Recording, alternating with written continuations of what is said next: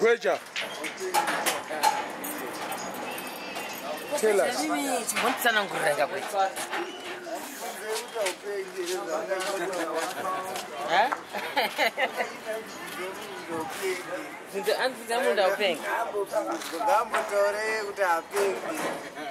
Gweja.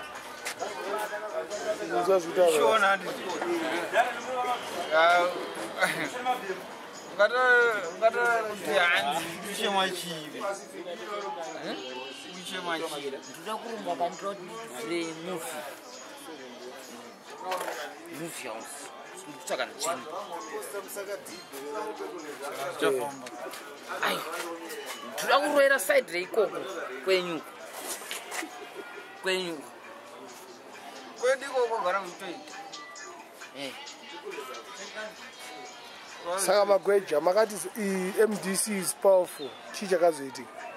I'm the Gweja. Saka urichi. Mr. Me.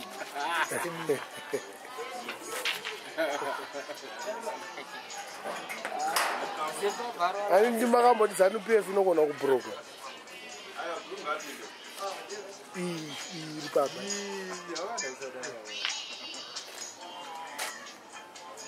Atsata broka. Some people Sashi. Saka chicha kawina pa election. some people 61%. 61%. Zakanaka naka.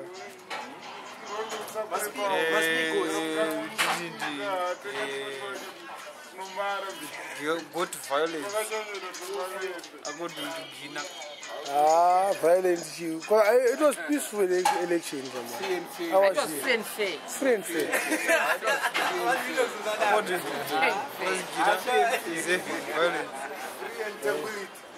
In China. Yeah? In China. Free and fair. In China. Yeah. Pasni man. Yeah. Mandu dan.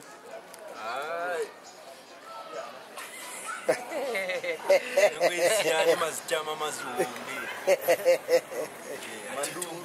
Aditumbe naye. Azite. Saka kuramba. Azite. It's unbelievable.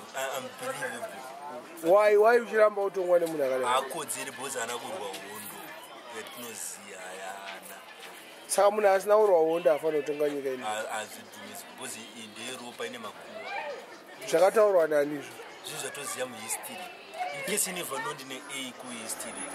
Because ndakaidzidza yes. Ndida nguta lawyer but ndine A kuhistory. Ndakaidzidza. Atitombodi zvekujanzi titonge naye atidi. Timbodi. Atidedu. Saka kuramba utombolava. Takamudya asisiri prime minister futi. He is not patriotic. Zvakakwana zvakadya izvo. Zvakakwana ndisiya. Kala zakadya mari dzevarungu vakawanda pamangu muraiwa ma. Saka atori pamawadi ka. Kakadya mari kadzevarungu achifungudzira no winner but. Achiwanyebera kuti anzi no winner but. Ndikudai.